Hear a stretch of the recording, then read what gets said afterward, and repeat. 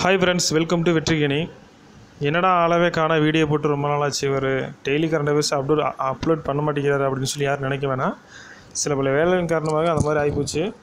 So யாரும் தப்பாக நினைக்க வேணாம். மேலும் வந்து டிசம்பர் 4 அப்புறம் இருக்கக்கூடிய கரண்ட் அஃபேர்ஸ் நான் வந்து யூடியூப்பில் அப்லோட் பண்ண மாட்டேன்.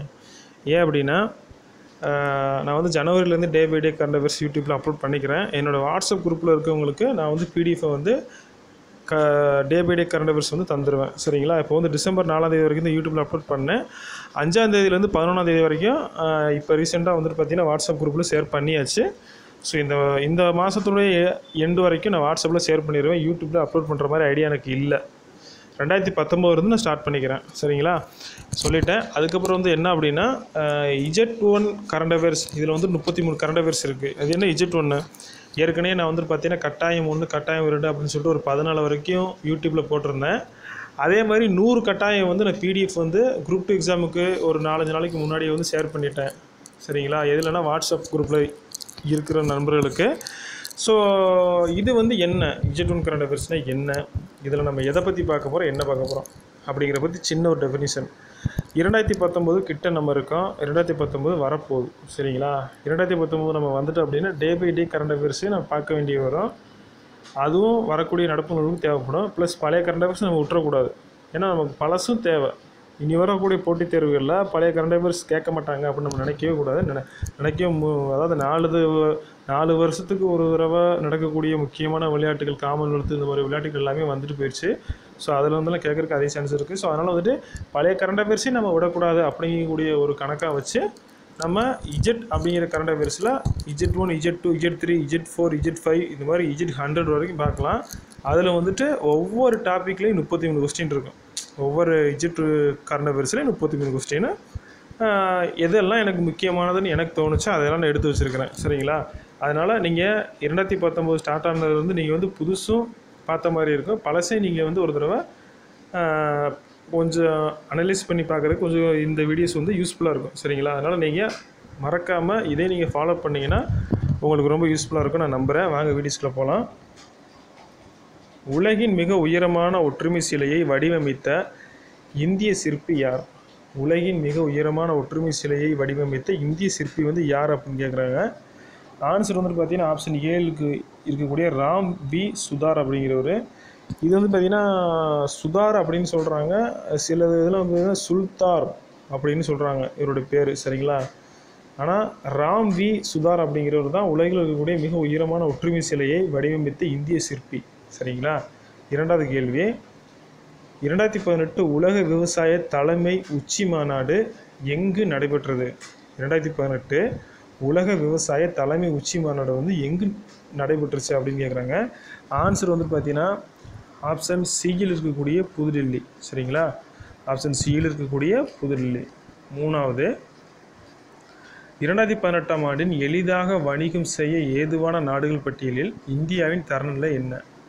2018ஆம் ஆண்டின் எளிதாக வணிகம் செய்ய ஏதுவான நாடுகள் பட்டியலில் இந்தியாவின் தரநிலை வந்து என்ன அப்படிங்கிறது.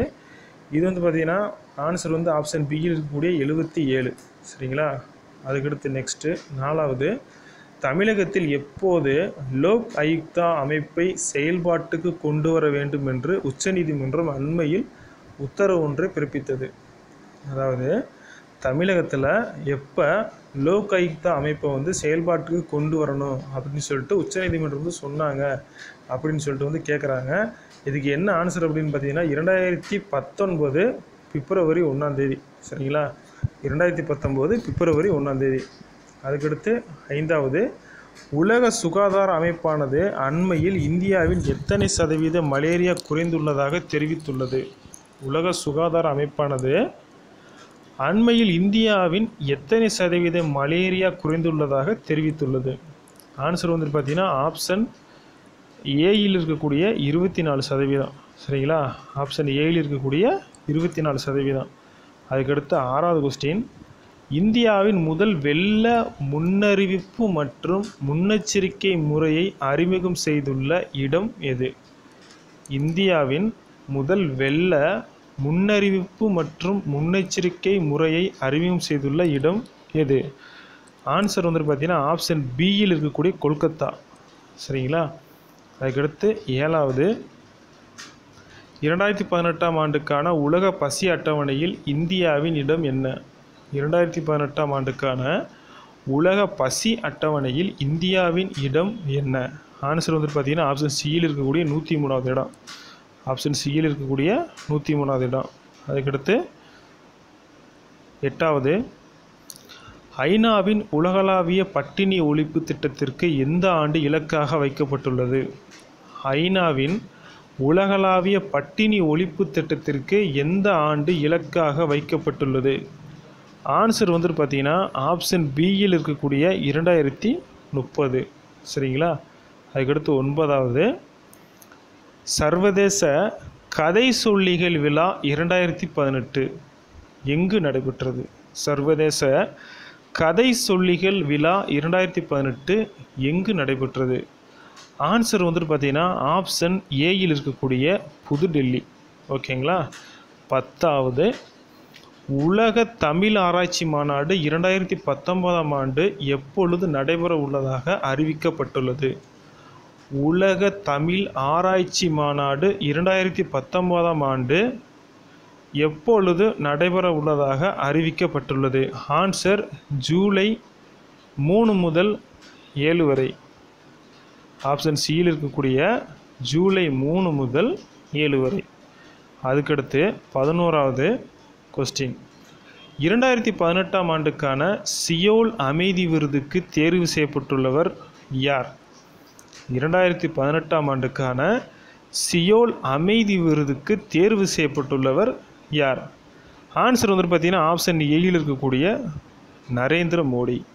அதுக்கடுத்து 12வது கொஸ்டின், சமூக அறிவியல் துறைகளில் ஆராய்ச்சிகளை ஊக்குவிக்க 2018 அக்டோபர் 25 அன்று மத்திய மனிதவளத்துறை அமைச்சகம் துவக்கிய திட்டத்தின் பெயர் என்ன?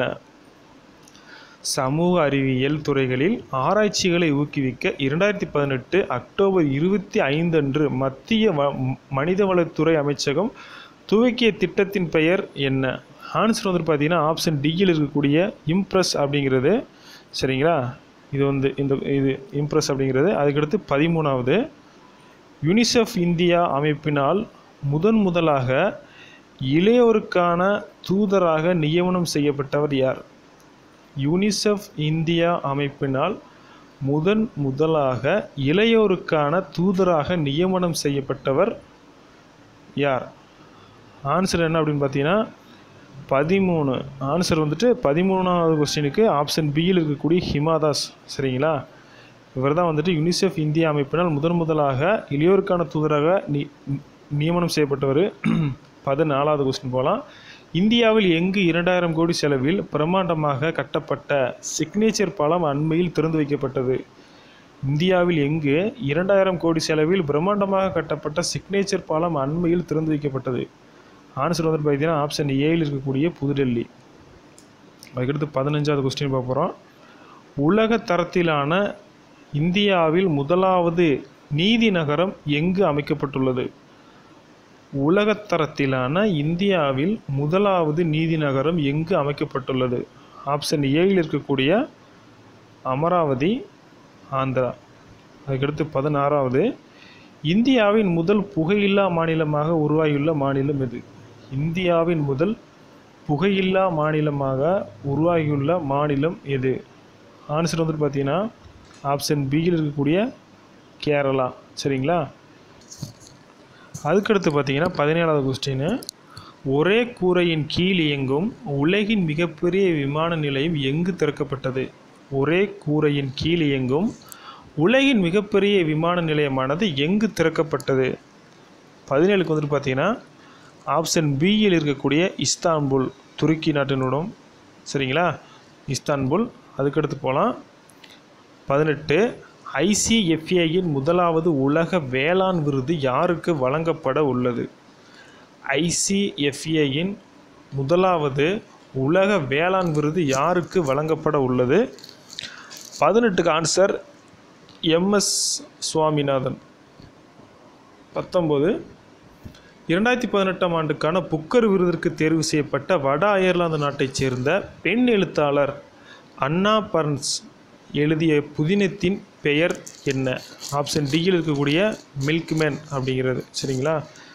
அதுக்கடுத்து 20, இந்தியாவின் எந்த மாநிலமானது உலகளாவிய அளவில் முழுமையாக இயற்கை விவசாயத்தை பின்பற்றும் காரணத்தினால் ஐநாவினால் 2018ஆம் ஆண்டுக்கான வருங்கால கொள்கை விருதுக்கு தேர்வு செய்யப்பட்டுள்ளது? இந்தியாவின் எந்த மாநிலமானது உலகளாவிய அளவில் முழுமையாக இயற்கை விவசாயத்தை பின்பற்றும் காரணத்தினால் ஐநாவினால் 2018ஆம் ஆண்டுக்கான வருங்கால கொள்கை விருதுக்கு தேர்வு செய்யப்பட்டுள்ளது? ஆன்சர் வந்துட்டு பார்த்தீங்கன்னா ஏ சிக்கிம். சரிங்களா? ஏ சிக்கிம். இதே கேள்வி வந்துட்டு பார்த்தீங்கன்னா கொஞ்சம் டிஃப்ரெண்ட்டாக வந்து இந்த மாதிரி கரிம விவசாயத்தை பின்பற்றக்கூடிய இதெல்லாம் அந்த மாதிரி கேட்பாங்க.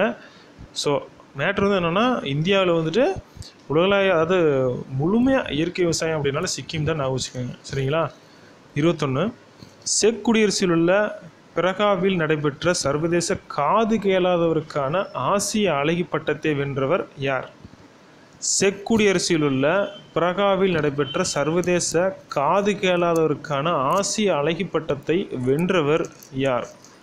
ஆப்ஷன் ஏயில் இருக்கக்கூடிய நிஸ்தா டுதேஜா அப்படிங்கிறவங்க, இவங்க வந்து ஹரியானா மாநிலத்தை சேர்ந்தவங்க. சரிங்களா?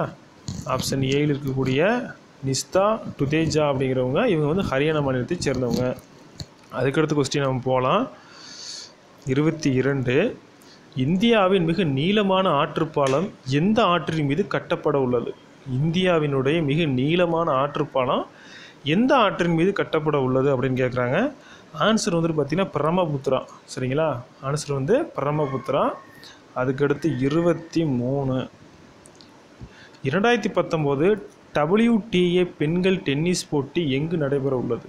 2019 WTA பெண்கள் டென்னிஸ் போட்டி எங்கு நடைபெற உள்ளது?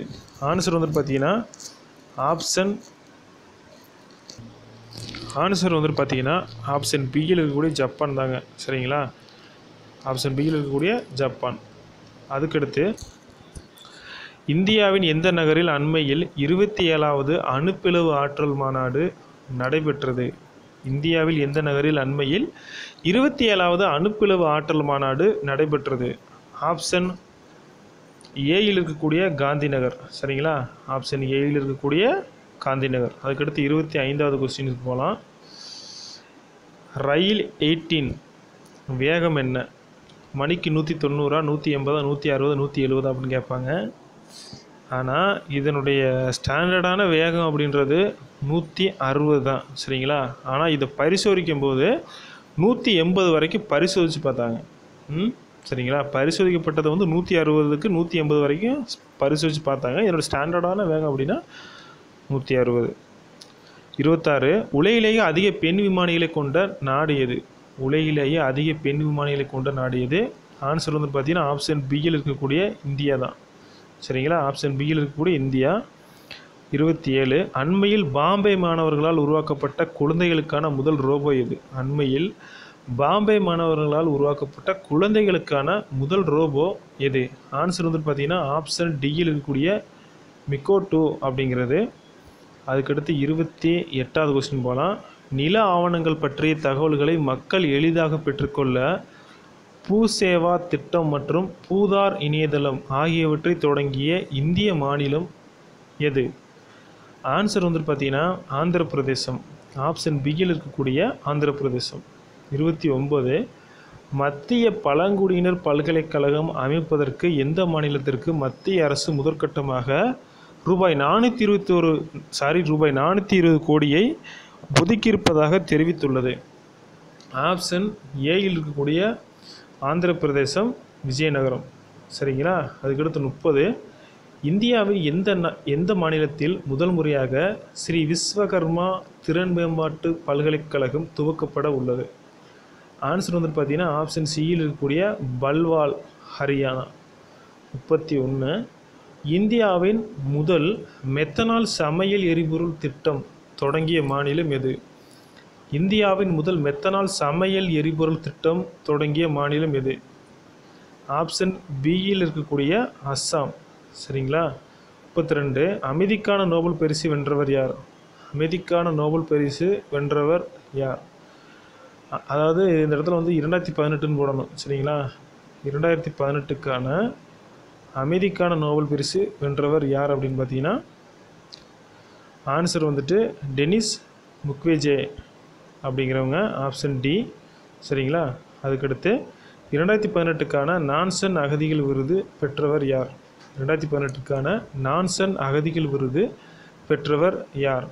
ஆப்ஷன் ஏயில் இருக்கக்கூடிய இவான் அடார் அதாகா அப்படிங்கிறவங்க. சரி, ஏன் நீங்கள் வந்து டே பை டே கரண்ட் அஃபேர்ஸும் போட்டால் என்ன இதெல்லாம் போகிறீங்க அப்படின்னு வந்து நினைக்கலாம். குரூப் டி எக்ஸாம் முடிஞ்சதுக்கப்புறம் நான் current affairs day by day current affairs நான் வந்து டெய்லி அப்லோட் பண்ணலை. அதுக்காக நான் சாரி கேட்டுக்கிறேன். அதுக்கு வந்துட்டு என்னுடைய சொந்த ஒரு சிலமான பெர்சனலான வேலை அதுக்கப்புறம் வந்துருச்சு, அதனால் பண்ண முடியல. ஸோ அதனால் வந்துட்டு மொத்தமாக போட்டாலும் வியூஸ் சரியாக போகிறதில்ல. ஒரு 5 நாள் கரண்ட் அஃபேர்ஸ் மொத்தமாக போட்டாலும் யாரும் சரியாக பார்க்க மாட்டேங்கிறாங்க. ஸோ நான் என்ன முடிவு பண்ணிக்கிறேன் அப்படின்னா, day by day current affairs 2019 ஜனவரிலேருந்து ஸ்டார்ட் பண்ணலாம். அதுக்கு முன்னாடி வந்து என்னோடய வாட்ஸ்அப் குரூப்பில் யாரெல்லாம் இருக்காங்களோ அவங்களுக்குலாம் day by day current affairs நான் வந்து பிடிஎஃப் கொடுத்துருவேன். சரிங்களா? 1 நாள் 2 நாள் டிலே ஆனாலும் நான் கொடுத்துருவேன். ஸோ அதனால் அதை பற்றி யாரும் கவலைப்பட வேணாம். நம்ம சேனல் வரைக்கும் நீ சப்ஸ்கிரைப் பண்ண வருதுன்னா மறக்காம சப்ஸ்கிரைப் பண்ணிக்க. மேலே பக்கத்தில் ஒரு பெல் ஐக்கான் சிம்பிள் ஒன்று காட்டும், அதை கிளிக் பண்ணுங்கள். சரிங்களா? மறக்காதீங்க. நன்றி, வணக்கம்.